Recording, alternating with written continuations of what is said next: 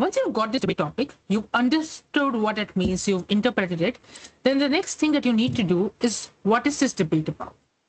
What is that one problem that is existing in the world and this motion is trying to solve it? For example, in this topic, investments in space exploration are a waste.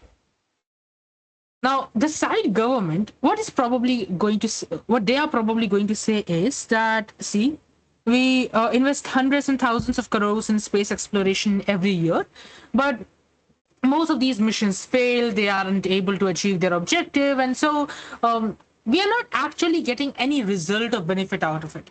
And that is why space exploration are a waste. This is probably the case line that they would be going with, and then they can add several arguments over there. What side opposition is generally going to do is that they are going to say how all of this money is not actually wasted, even if the mission turns out to be a failure. In that pursuit of making this mission, we do a lot of innovations, and that gives us the return on investment that we were talking about. So this is how both the sides are probably going to deal with the motion. Then the problem that we have identified over here, which is a common point in both the cases, is how are we getting the return on this money? Side government is saying that we cannot get a return on this money, and side opposition is saying that we are certainly going to get a return on this money. So we have identified that this motion is being debated because we are investing billions of dollars in space research every year, and so whether we are going to get a good return on it or not is something that we should care about. Right? So, a quick recap of this shall be that first you interpret the motion, and secondly, you think, why is this being debated? Now, how do you do that? You do that by firstly understanding the common point in the debate, because debates do not exist on a vacuum. If you are just giving me the benefits, see, in both the sides, there would be a certain commonality, a point where both of these sides agree. And this commonality is where you need to debate upon, right? And that over here is that both the sides are agreeing that we should get a return on this investment. And that is where the debate is existing over here. We'll come to an activity around this. But before that, is there any doubt in this? Just two questions. What is this motion trying to say? And why is this motion being debated? Is there any doubt in this? You can raise your hands. Okay. Considering then, we have this debate topic over here that education fosters democracy. What I want you all to do is that, firstly, tell me, what does this motion mean? It's a very simple motion, so not a lot of crazy interpretation going on there. And secondly, why is this motion being debated? What is the problem it is trying to solve? So it's 4:17 right now. I'll give you all exactly a minute, and I'll ask you all at 4:18.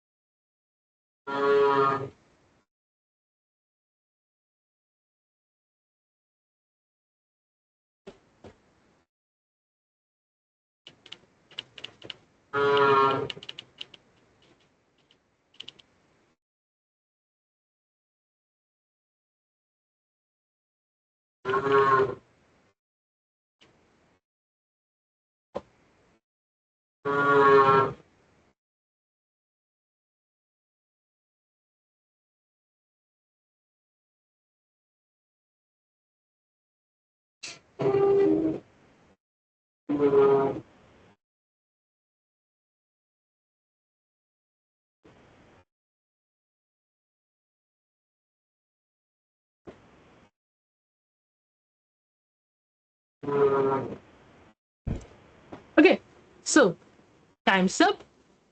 Is anyone ready with this? You can raise your hands.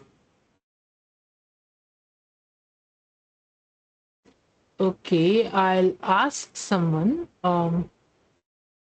Just give it a try. You can be wrong. It's totally okay. We are just learning over here. Yeah. Yash, would you like to go ahead?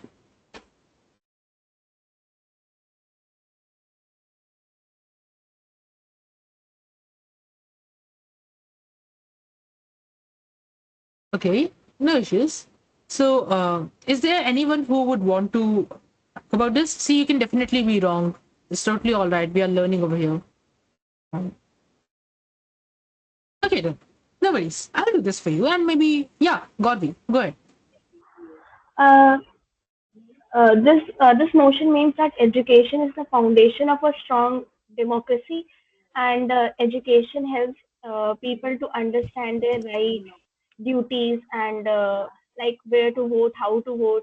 And education also teaches citizens to think critically before taking their decisions. Maybe. Exactly, exactly. That's totally right, right? That education. Firstly, this motion, what is this trying to say? It's trying to say that education is somewhere or the other helping in the democratic processes of the country, right? It's building a stronger democracy, as correctly pointed out by Gorby. And then secondly, Gorby is then saying that education makes people more aware of their rights as a citizen, and so probably they'll be able to exercise them more, and then that they will be able to make a better decision once they are more educated, again leading to a better democracy. So both of these things are two arguments that Gorby has given, right? Now if we zoom out a little bit, what is Gorby trying to do over here? She's just simply trying to say, as she had pointed out, that education is helping out in democracy. That is what the motion says, exactly. And then, why is this motion being debated? Because probably we are spending a lot of money in education, but still we have a lot of democratic problems in the country. Maybe democracy is not doing that good in the country. And by in the country, we do not mean necessarily India. Any country that a motion is being taking place in, right? So probably over there education is there, but still maybe the democratic processes are not that great, and that is why someone has asked this question, that does education really help in building a stronger democracy? Now once that is clear, that the problem is, or the question is, does education really helps in building the stronger democracy, because we are spending a lot of money into it, but still probably it's not, the democracy is not at that great a level, and that is why this motion is being discussed. Right. Now, once we have identified clearly what this motion means, the next thing that we need to do is to think about the opposition's arguments.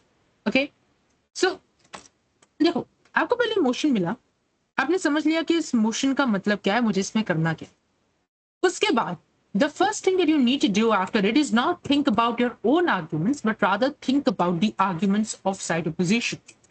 Because जैसा हमने पहले बात करी कि debates happen at common points which you can take to your side, right? अगर आपने ये नहीं सोचा पहले कि opposition क्या बोलने वाला है, then you might give me 100 things, but opposition उससे बेहतर चीज लाकर मुझे दे सकता है। तो पहले ये सोचना है कि ऑपोजिशन क्या देने वाला है, and then you need to act accordingly. For example, in this motion over here, we firstly need to understand what will be the opposition's strongest push, strongest argument, and then how can you rebut it, right? So for example, investments in space exploration are a waste. Now, if I am the side government of proposition, then opposition is probably going to say that, see, when you invest money in space exploration, it leads to a lot of innovations. We've got devices in medicals, infrared technology, and probably these mobile phones, internet, etc. They too wouldn't have been that developed had it not been for space exploration. And so they're basically trying to say that space exploration has led to many innovations. These innovations then have led to solving human problems, be it of increasing lifespan, solving diseases, or connecting more people, making information more accessible through internet, etc. Now I've identified that this is going to be my opposition's strongest push. Once I've done that, the next thing that I need to do is that how can I say that whatever they are saying does not make any sense at all? And that I can probably say over here by saying that, see, innovations would have happened even if we had not invested in space exploration. Because innovations are not happening because of a space exploration, they're happening because of the needs and demands of the people. As long as more people want to live a happier and healthier life, As long as people still want to remain connected, sooner or later, even without space exploration, through some way or the other, we would have made innovations that would solve these particular problems. Now, once that is clear, मैंने बस ये prove कर दिया है that opposition का strongest argument वहां पर exist ही नहीं करता. It is not true. Now, how can you rebut it? Rebut basically means that you are, in a way, canceling out the opposition's argument. This can be done in majorly four ways, and we'll cover that in detail in, I think, tomorrow, I think in the next or next to next session on rebuttals, right? So there are four major ways of refuting or rebutting your opponent's argument that we'll cover that day. But yes, for today, these are the things that we've identified. Firstly, debates do not happen in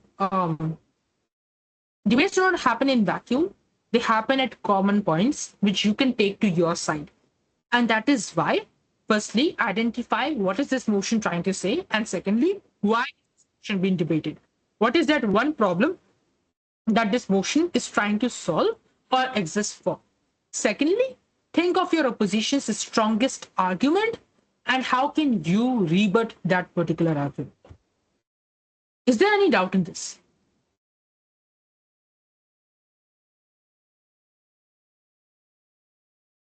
Seeing none, the next thing that we are going to do is, once again, we have this topic, education fosters democracy.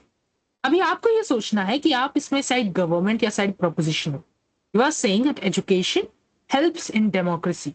More educated people are better able to help in democracy, right? This is what you are saying as side government. Now tell me, what will your opponent's strongest argument be? And how can you say that their strongest argument is not true?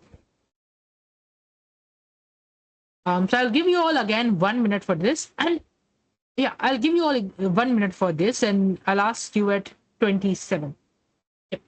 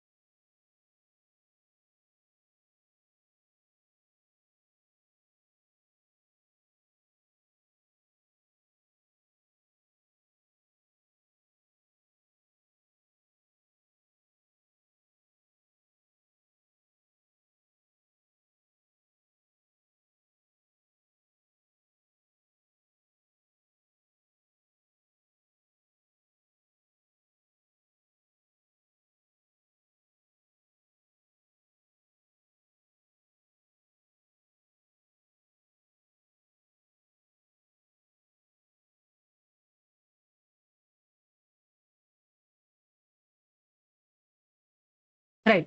So it's time. It would be all right if you have not thought of a reputation, because right now you haven't learned much about rebuttals. But yeah, even if you can give me opposition's strongest argument, that as well would be great. I can see Noah raising his hand. Noah, go ahead. Sir, I think the opponent's strongest point would be that basically too many opinions can also spoil or confuse the government. Too many opinions can also confuse the government. That is what you're trying to say. Okay. All right. Understood, Noah. See, when we talk about this motion, that was a really great attempt, Noah, and especially considering that, I mean, you are in, I think in class 6 or 7. Yeah. Fifth. Fifth.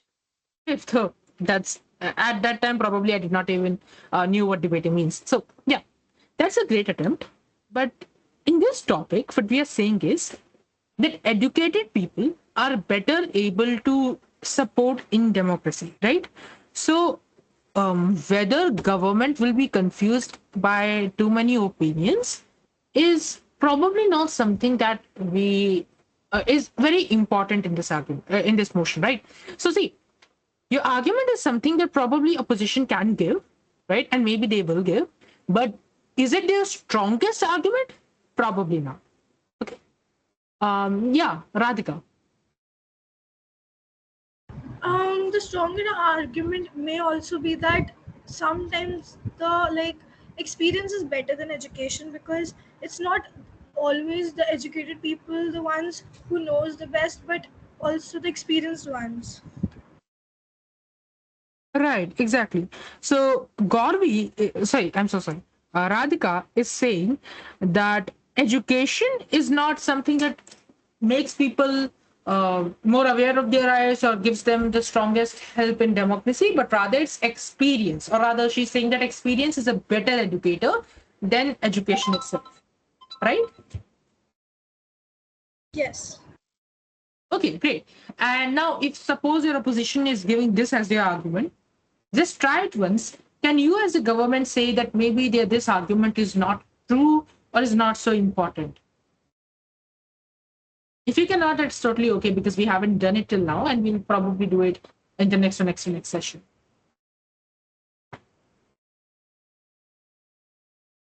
Okay, all right. So now, if opposition says that experience is the greatest helper in democracy and not education, then what probably I, as government, can say or proposition can say that, by the way, proposition or government simply means that you are in favor of the motion, you are speaking for the motion. These are just fancy words for it. It does not mean the real government, right? Yeah. So if I was speaking for the motion, I can simply say that experience might be a great tutor for experience might be of great help for democracy. But when we talk about this motion over here, education is something that we are focusing upon, right? So our question is, does education help in democracy or not? Our question is not whether experience helps in democracy or not, or whether experience is a better helper in democracy as compared to education or not. So that is out of the debate, right? So again, this is something that opposition might use in their argument, but is it going to be their strongest push? Probably not. All right. And even if it is, then in both the cases, we've seen how if opposition gives us this as their argument, then we'll be able to rebut it or refute it. Or even if we are not able to, this is something that we should keep in mind and try to do. Okay. So, a quick recap of what we have done till now. Firstly, clarity. What is this motion trying to say? And why is this motion being debated? What is the problem it is trying to solve? Secondly, your opposition's arguments. What is my opposition's strongest push going to be? And how can I defend it? How can I refute it? Once that is clear, we move on to the third step, which is thinking of your own arguments. Now, we are going to do a lot of things in this, and probably five main ways how you can think of your own arguments. All of these five ways are not necessarily needed for every single motion. At probably younger levels, and probably even in all the inter-school or class 10, class 12 level debates, you might be needing only the benefits versus drawbacks approach, and you might not need other approaches, right? But yeah, it's always good to know more approaches so that if you are not able to think of arguments using one, maybe you can think of arguments using some other approach. In all, generally in debates, you need three to four good arguments, and that should be able to make you win the debate. So yeah, use these five ways. Just think of three to four arguments by either of the ways, by combining them or by just using one single way. That's totally up to you, and that's totally up to how you wish to do. It's upon your style. So, expanding upon them one by one, the first one, that is intuition, is something that I need not expand upon. What it means is simply that कुछ argument ऐसे होते हैं जैसे ही हम motion देखते हैं, these arguments automatically come up in our brain, right? So yeah, if they come, then maybe you can use them. If they do not come, then maybe you will not use them. So it's totally upon your intuition and whether do they automatically hit your brain or not. But let's say that नहीं आ रहा दिमाग में एकदम से कि क्या argument हम use कर सकते हैं इस मोशन में. Then the next way that you can use is benefits versus drawbacks. So probably that if I was speaking on this motion, space exploration is a waste. So investments in space exploration are a waste. And again, I was speaking in favor of the motion or for the motion, then using benefits versus drawbacks approach simply means that I'll tell them what is the benefit they'll get if they are on the side for the motion, and what is the drawback that side against the motion is going to give them.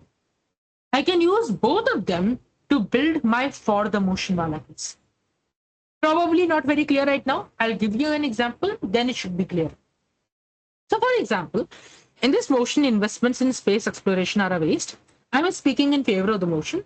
Then, मेरे side का favour क्या benefit क्या कि अगर मैं space exploration में पैसे लगा रहा हूं तो अगर मैं अगर मैं इनमें पैसे नहीं लगाता हूं तो मैं प्रोबेबली और जगहों पर पैसे लगा सकता हूं. I can invest them at better areas which solve directly humanitarian problems. I can maybe invest all of that money in giving food to the poor or building better schools, building better hospitals, etc. So I'm directly able to solve humanitarian problems using this motion right here. If I am on favor of the motion and if we stop investing any money in space exploration, right? But if they continue to invest money in space exploration, which is something that side against the motion is saying, then the drawback of it would be that all of this money, which could have been used to solve the humanitarian problems, we are not able to solve them because the money is already invested in space exploration. Right? So this benefits versus drawbacks wala approach can sometimes give you the same argument from both sides or can sometimes give you multiple arguments. That would depend upon motion to motion. For example, if we take another motion, if we take the motion which is something like that educated Indians should move out of their country and live in maybe America, Australia, etc. once they have received their completed their education. If this is something that I am speaking, then the benefit of moving out, then and I am speaking in favor of the motion. I just use a doc to make it more clear for everyone.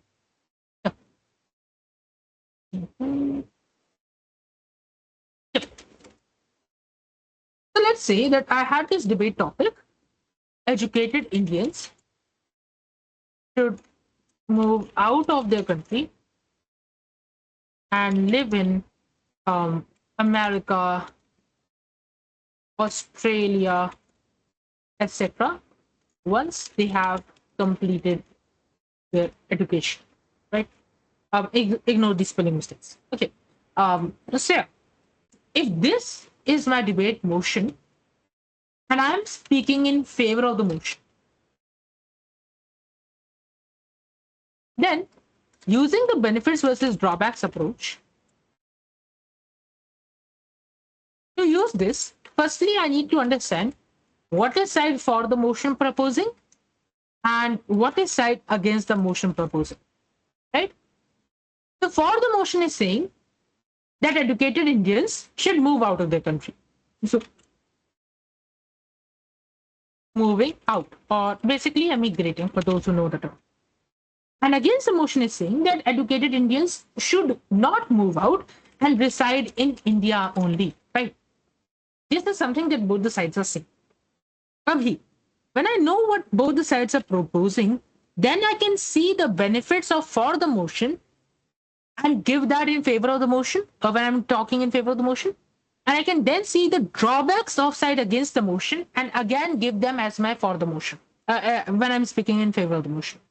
For example, over here, I can say that the benefit of for the motion is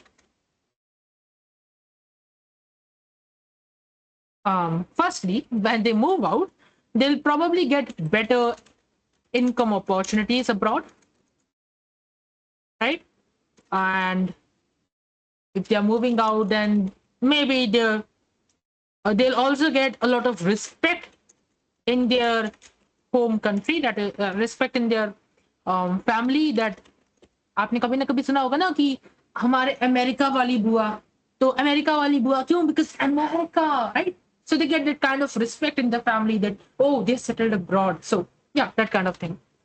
However, the drawback of against the motion can be if they are not moving out, then they'll have to face a lot of problems which are there in our country, right? These are problems of our country, which might be very high pollution and traffic jams, poor civil sense, etc. Poor civil sense, etc., etc. So, if I'm speaking in favor of the motion, I can use these three things and make my three arguments. First will be how moving abroad can give them better income opportunities. Secondly, how moving abroad can give them more respect in their families. And thirdly, then how moving abroad will save them from all the problems which they will face if they do not move abroad. So now, similarly, if I was a speaker who was speaking against the motion, then I can use the benefits of against the motion and the drawbacks of for the motion to build my case.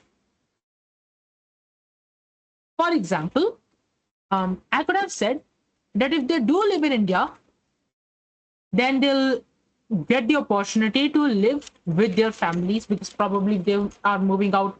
Their entire family is not moving out with them. Maybe their parents or their grandparents are staying back in India. So they'll get the opportunity to live with their families if they do not move out of India. Secondly, then, another benefit that they will get when they live in India itself is that, hmm, is that what does India offer to them?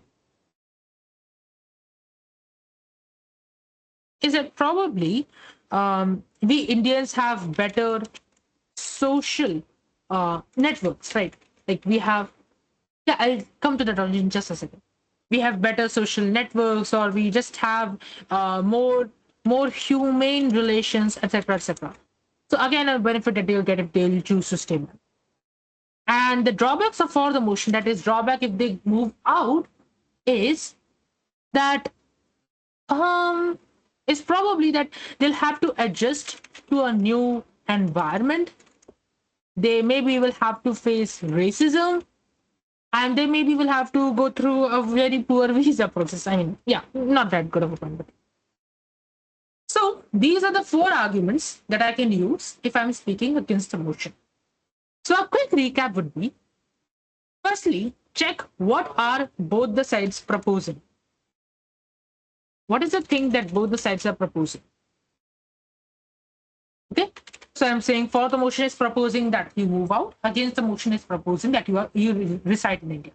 Now, if I'm speaking in for the motion, I'll give the benefits of moving out and drawbacks of staying in India. But if I'm speaking against the motion, then I can give the benefits of staying in India and the drawbacks of moving abroad, right? Now,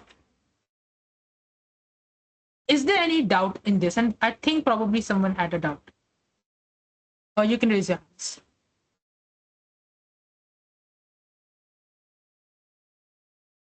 Um,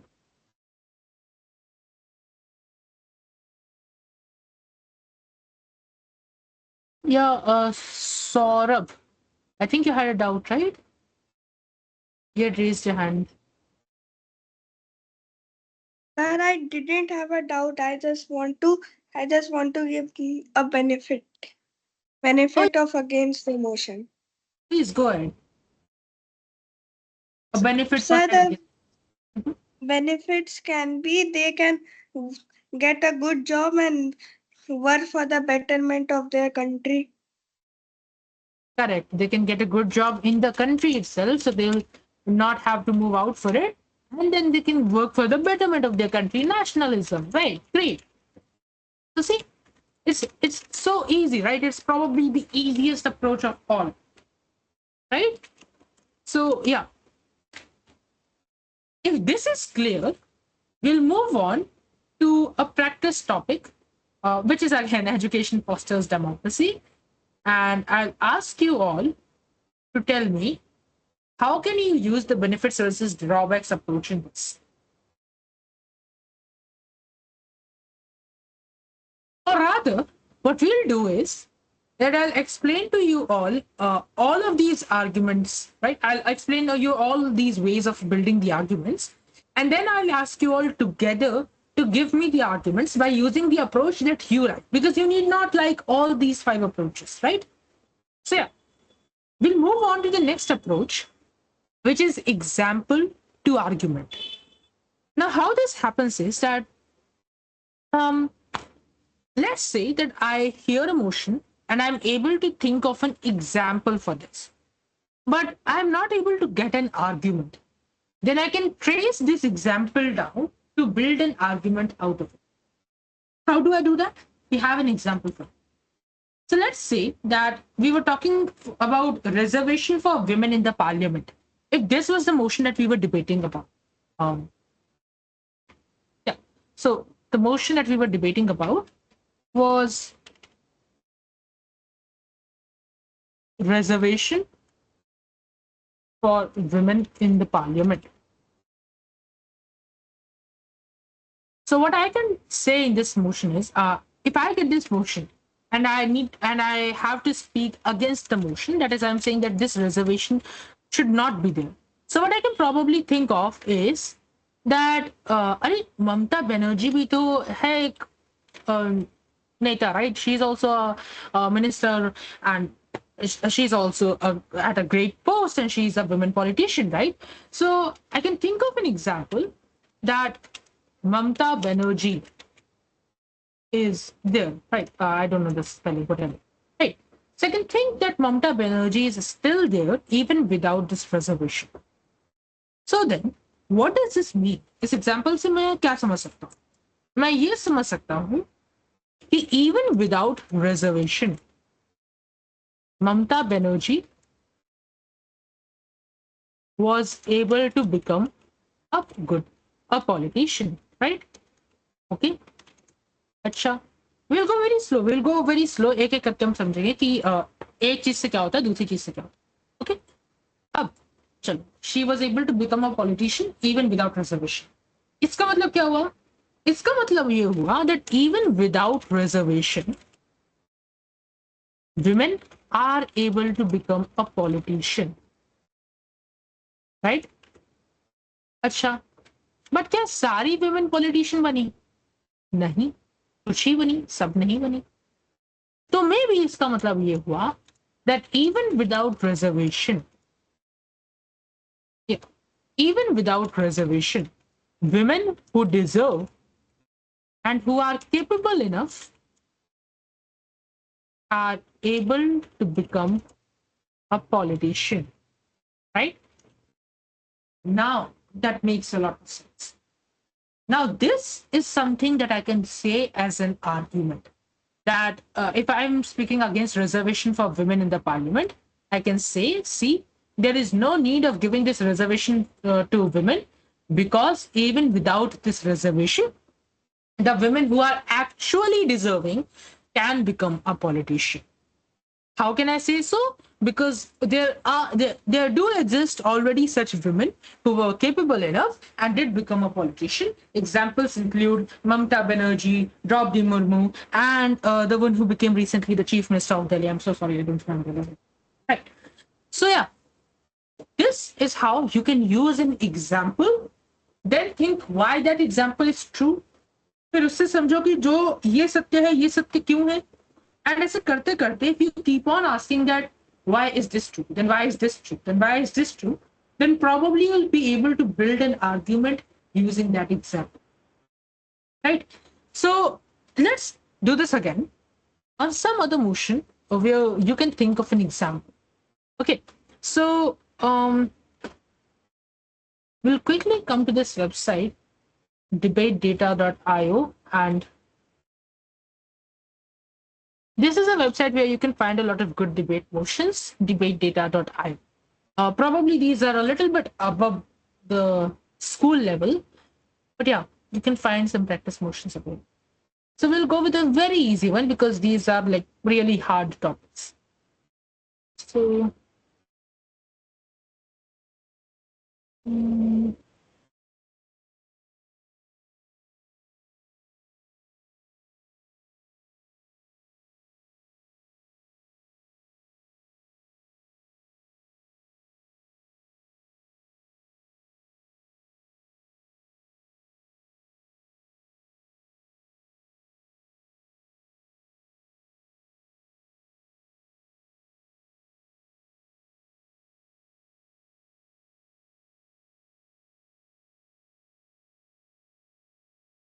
okay, I'm not getting any good motion for this. For I'm not getting any good motion right now in which you can use this approach.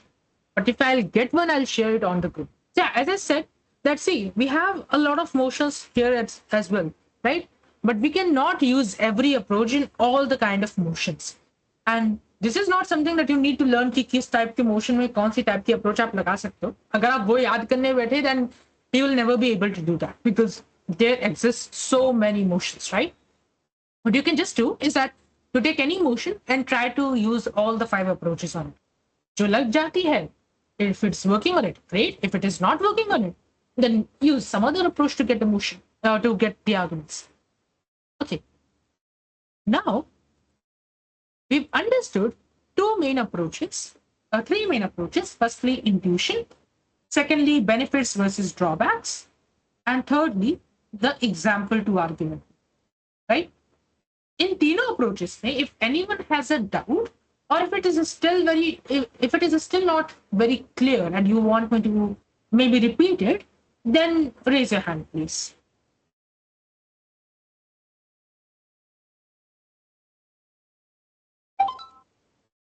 Okay, great. So everybody is able to understand, and we'll move on to the next thing, which is opposition to proposition, right?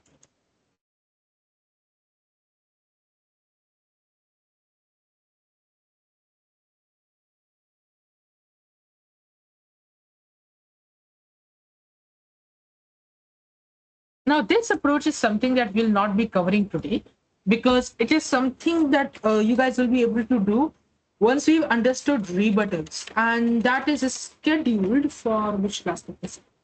Um, yeah, that is scheduled for the class on 1st of May. So we'll wait till then to understand this approach.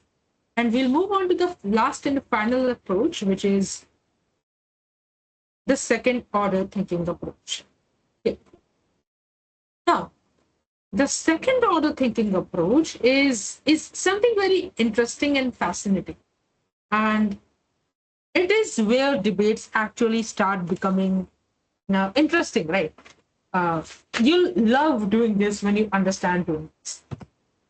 Dekho, I had a debate mentor who is Anshuman Mishra. He is a great debate tutor. If any one of you can spend 2,500 rupees a month for debate coaching, I definitely recommend that you should go to him. But yeah, for now, he used to say to us that when you get a debate motion, the first argument that you think of is bad. The second argument that you think of is even bad. The third argument that you think of is worse. The fourth is even worse. And fifth may be the one which is actually the good one. The thing is that whenever we get a debate motion, the arguments that come to our mind first are generally very surface level arguments, or arguments which are not that good. But then when we go deeper into it, then we are able to get arguments which are really great, interesting, and will make the adjudicator give this debate to you or make you win, right? The question is, how do we go deeper? That is something for which you need to keep asking questions. How do you ask questions? Let's see an example. So we have this motion only, that investments in space exploration are a waste. Now, if in this motion, yeah. So right now we are doing this approach, which is second order. So if in this approach, if in this motion that investments in space exploration are a waste, side against the motion says that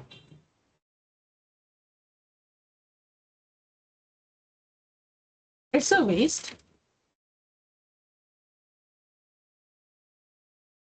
because a lot of these missions are a total failure,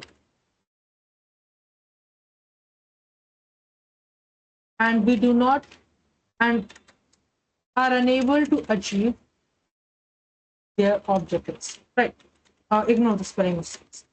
So if this is something that side against the motion is going to say. Now, if I think a little bit deeply about this, then I just need to say that isn't really, I just need to ask myself a question that do most of these missions fail? Probably yes, they do. Probably they do not.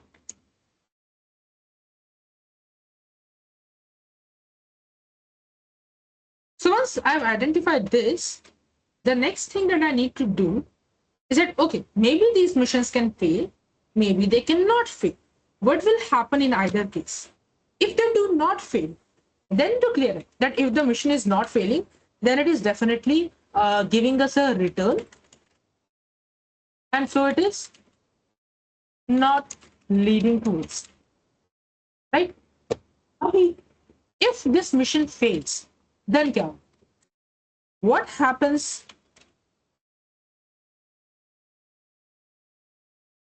when a mission fails? क्या हमको कुछ return नहीं मिलता? क्या एक mission fail होने के बावजूद हमको कुछ रिटर्न मिल सकता?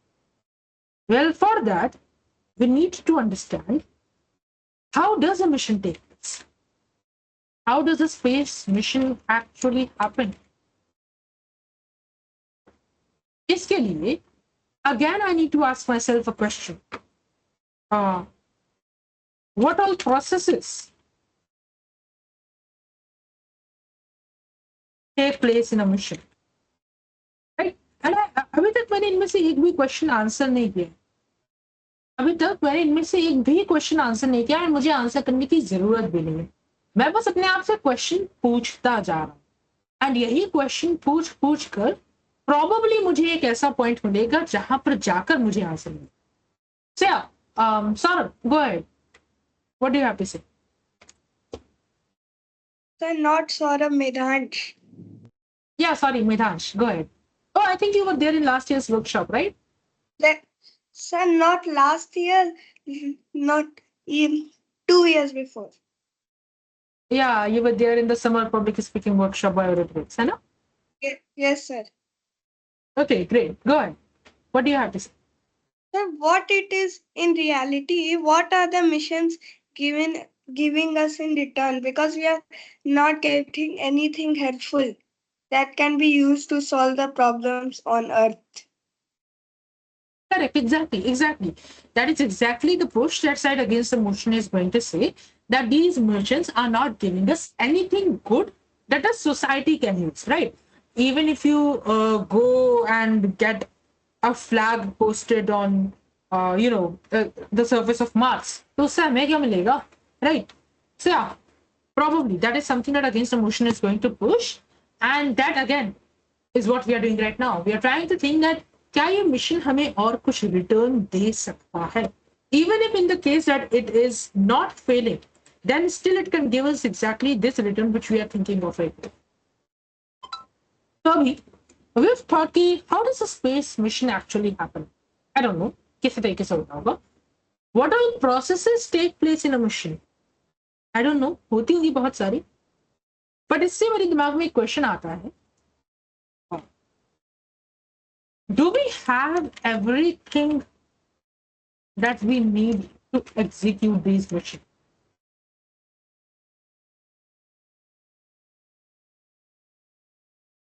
Do we have everything that we need to execute these missions? The technology, the spacecrafts, etc. Do we have every technology already even before starting a mission? क्या चंद्रयान बनने से पहले चंद्रयान की पूरी टेक्नोलॉजी हमारे पास थी?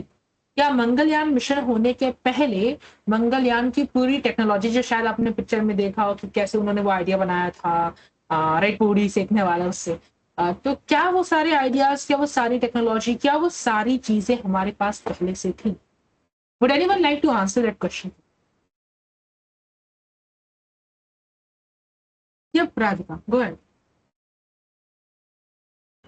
Well, there's a lot to science and technology that we haven't discovered yet. Like, science and technology is endless, so we cannot say that we, like, right now, presently, we do have much technology, but we can't say that we have all the technology which is needed to, you know, for spacecrafts to be built and all that. Correct, exactly.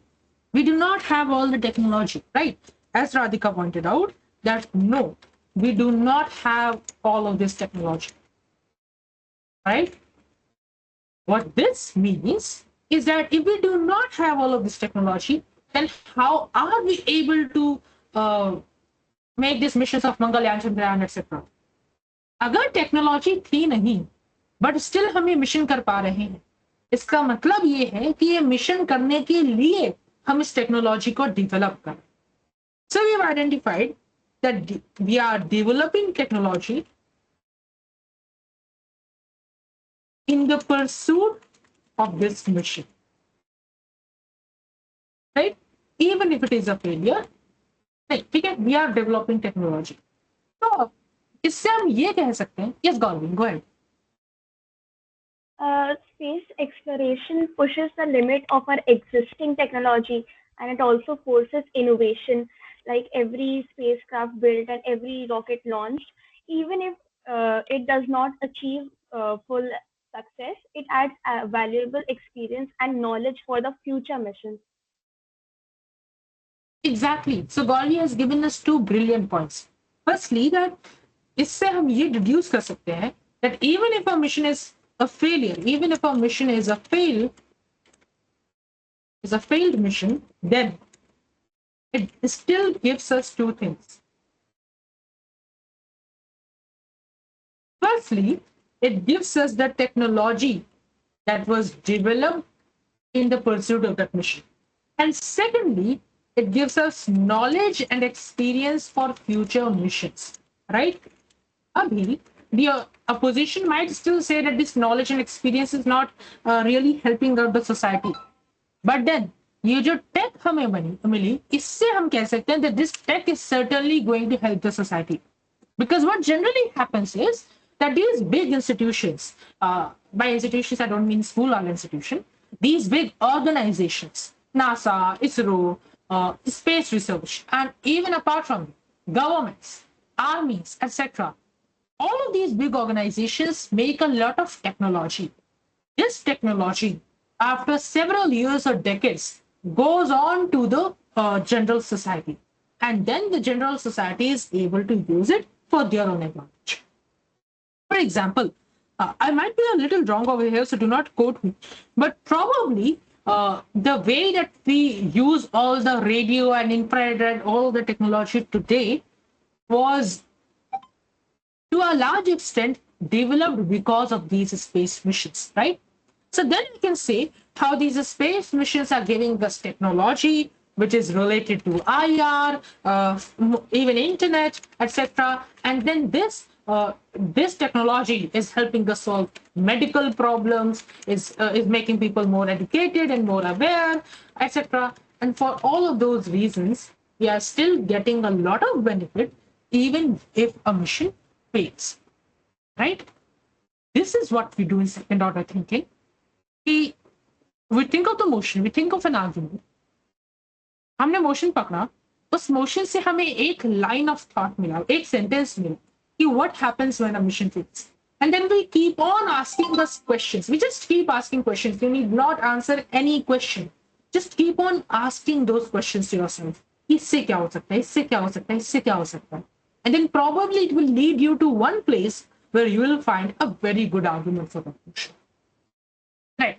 So this second order thinking is something that you'll need a lot of time to practice, excel, and understand. But once you get this, you'll be able to make arguments which will impress everyone and which will also impress you yourself. कि भाई ये क्या सोच लिया मैंने, ये तो मतलब मैंने कभी सोचा ही नहीं था. That is the kind of reaction that you'll be able to get once you learn how to use this second order thinking process effectively. Right. These are majorly the 5 ways of building your arguments, which are, again, I'll repeat it for you. First is by your own intuition. Second is by benefits versus drawbacks approach. The third being using proposition to opposition. Opposition to proposition, which is something that we have not covered today. Fourth is example to argument. And the final one is second order thinking. Now, I do know that I had promised to you all a lot of engagement in these classes. But because we are over time today, and I do know that today's class was a lot of theory thing and probably very boring. But in next 2 classes that you have, arguments and rebuttals, trust me, they are going to be one of the most engaging classes that you'll have in this entire lecture. Yeah, definitely do not miss them. And yes, after this, you have a final step left, which is that now just write your own speech. Once you've done all of this, you've done all the mental work, now just write your entire speech. You can maybe write word to word, or what you can do it is write your speech in bullets. That way you need not learn a lot of things, and maybe you can modify it a little bit as per the condition and the situation. Right. So to sum up, these are the 4 main steps that you need to do when you get an argument. Firstly, clarity. What is this motion? I'm just reading it out right now. What is this motion trying to say? What is this debate about? Why is this motion being debated? Secondly, opposition's arguments. What will be the opposition's strongest argument? How can you rebut it? Thirdly, your own arguments. 5 ways to do it. Intuition, benefits versus drawbacks, example to argument, opposition to proposition, and second order thinking. And finally, the 4th step is writing your own speech. This was all for today's class. If anyone has a doubt in all of this, or if there is even a small minor portion which you haven't understood very well, then please let me know right now. I'll repeat it for you. Yes, sorry. Sorry, Medhansh. So speech in the sense lecture. Not really a lecture. Speech simply means that your debate, write your own debate. Right? So you've done all the mental work. अभी आप exactly क्या बोलोगे जाकर competition में वो अब लिख लो. That is what we mean by speech writing. Okay? So not a speech in its traditional meaning, but like write your own debate. Right? Okay. Yeah. Apart from it, any other doubt or anything that was not very clear? Okay. Seeing that, we'll then end the session for today, and we'll move day after tomorrow at the same time, 4 to 5 p.m. for a way more interactive class, which is going to be about argumentation. How do you build a strong argument? And that is something that is the most important part in your debate journey. Right. So yes, everyone. Thank you so much for attending today's class. You all can leave the session now, and I'll turn off the record. Bye-bye, everyone. Bye, sir. Bye-bye.